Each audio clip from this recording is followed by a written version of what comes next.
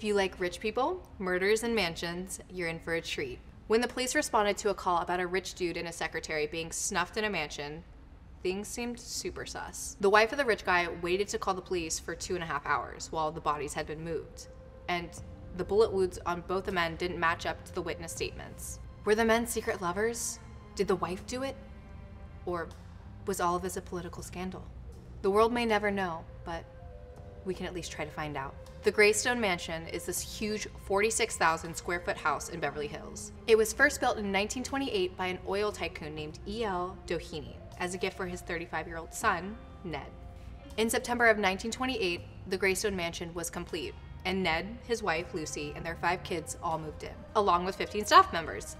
So Ned and Lucy were the golden couple of Los Angeles. They lived in this lavish home and had a picture-perfect family and all sorts of social and political connections.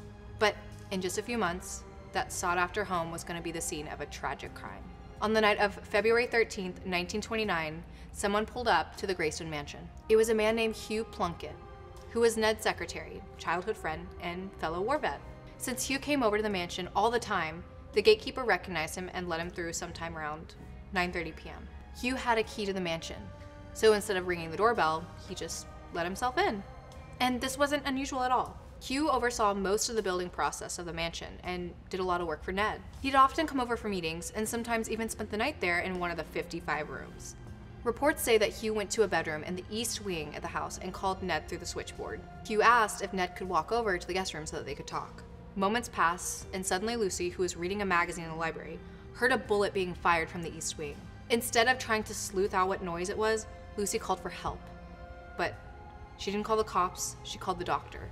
Anyway, Lucy anxiously waited at the front door until Dr. Fishbaugh arrived. Once he got inside, Lucy walked him over to the guest room in the east wing, where she heard the noise. Hugh apparently opened the bedroom door with a firearm in his hand and screamed, "You stay out of here," before going back to the room and slamming the door. Just a few seconds later, another bullet rang out. And then silence. Lucy and Dr. Fishbaugh slowly made their way to the room, where they found Ned and Hugh lying on the floor in pools of their vital fluid. Both men suffered a bullet wound to the head. So Lucy claimed that she heard the first bullet around 11 p.m. and the second bullet around 11:30, but she didn't call the police until 2 a.m. In that 2.5-hour period, several of Lucy's relatives showed up at the house, which meant she probably called them. But why delay in calling 911?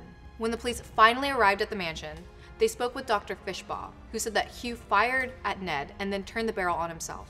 Then officers interviewed Lucy and the house staff members, and they pretty much gave the same account of events, almost like it was scripted. When the police looked at Ned and Hugh's bodies, they told a different story than the witness statements. Ned was lying on his back in his underwear and silk robe. There was an upside-down chair and an empty whiskey glass near his body. He had a bullet wound in the back of his head that left powder burns on his forehead, suggesting that the bullet was fired at a close range. Hugh was lying down on his stomach in a spread eagle position. He had a pool of fluid under his face, and there was a cigarette between his fingers of his left hand that hadn't yet been finished, which detectives determined because the cigarette had burned his hand a bit. Hugh also had a bullet wound to the back of his head, but didn't have any powder burns like Ned, which meant he was fired at from a distance. Wait, if Hugh took his own life, how would he pull the trigger from afar, and why would he aim at the back of his head? And how could he do all this while holding a cigarette? Something else unusual about the setup was that the cops found a revolver underneath Hugh's body, and it was still warm. Kind of like someone heated it in the oven and placed it under his body. That was odd because all of the witnesses at the mansion said that they heard the second and last bullet at 11:30 p.m., which was hours earlier. Later, Dr. Fishbaugh confessed to the police that Ned was actually still alive and breathing when he and Lucy had first entered the room. He also said that they moved the bodies before the police had arrived. As you can imagine, the public ate the story up. The only heir to one of the wealthiest men in the world was slain in a huge mansion. That's a big deal. The people of Los Angeles wanted to know what happened, but the district attorney said that there would be a thorough investigation into the crime before a conclusion would be drawn. So people started to come up with conclusions of their own. Some believed that Ned and Hugh were secret lovers and got into a fight over their relationship. Other people knew about some shady business that the two were involved in and blamed the fight on that. But just 2 days after the district attorney first said that there would be a thorough investigation, he took that back and then said, "Nah, we don't need to look any further." Hugh executed Ned and then ended his own life in 30 minutes later. Case closed. Never mind the fact that the witness statements were iffy, the wounds on the bodies were suspicious, and everything about this case was unsolved. Ned's funeral was held at St. Vincent's Catholic Church, which was kept afloat by many generous donations by the Doheny family. But Ned wasn't buried in the Doheny family plot at the Catholic cemetery. He was buried at the Forest Lawn Cemetery in Glendale, and Hugh was buried just 100 feet away from him, which is quite strange if he's the one who ended Ned's life. So, the cemetery thing stirred up a lot of drama. The fact that Ned wasn't buried at a Catholic church made a lot of people suspect that the Doheny family didn't think Ned was necessarily innocent. In the Catholic faith, taking your own life is seen as a sin, and those who commit the act aren't allowed to be buried at the church. So, did that mean that the Dohenys thought Ned took his own life? Possibly.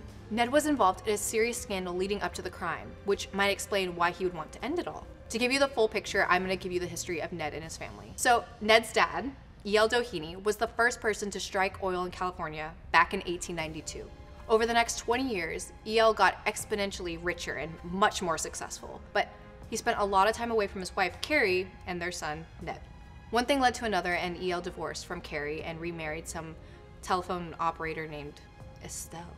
Sadly, Carrie hit a low point in her life and downed battery acid, which caused her demise. So, Ned moved in with E.L. and Estelle. But it was mostly Estelle because E.L. was always traveling. Anyway, Ned grew up going to private Catholic schools.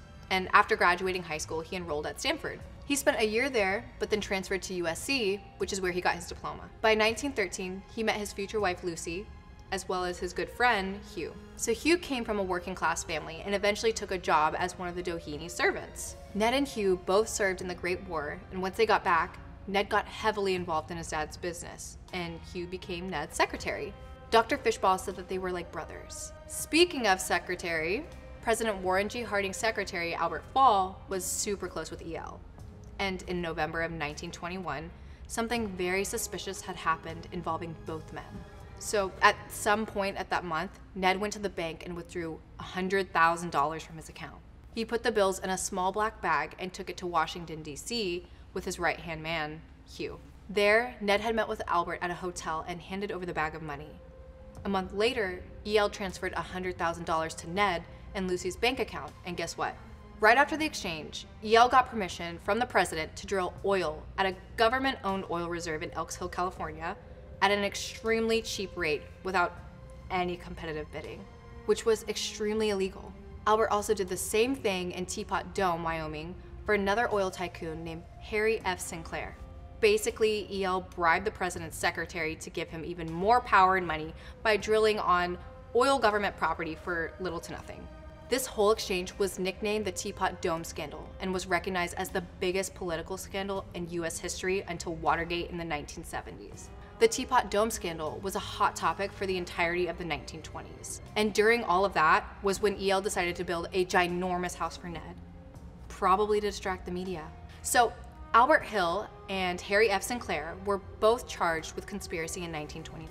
E.L. was facing charges of bribery, but it was unclear who would take the fall because Ned and Hugh were the ones who physically handed over the money. As I mentioned earlier, Hugh oversaw the house building process more closely than E.L. or Ned. One of the Doheny staff members said that Hugh often signed checks for Mr. Doheny, totaling hundreds of thousands of dollars. He attended to most of the details and the new home and actually paid contractors' bills with checks made out in Mr. Doheny's name. So Hugh had a lot of pressure coming down on him during this time. In the fall of 1928, people reported Hugh starting to act very on edge and temperamental. His marriage was falling apart, he was addicted to sleeping pills, the mansion was nearing completion, which probably involved a bunch of stressful odds and ends. And this wasn't public at the time, but Hugh was about to testify for the bribery trials of Albert Fall and E.L. Doheny.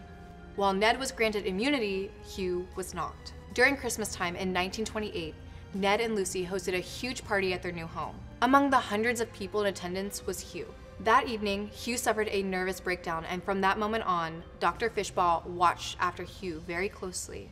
Over time, Hugh's sanity kept deteriorating, and by February, it got to the point where Dr. Fishbaugh, Ned, and Lucy all went over to Hugh's apartment for sort of intervention. They told him that he should take a rest at a sanitarium, and Hugh just sat there with his jaw clenched, hands tense, and body shaking. He told the threesome that he would be fine.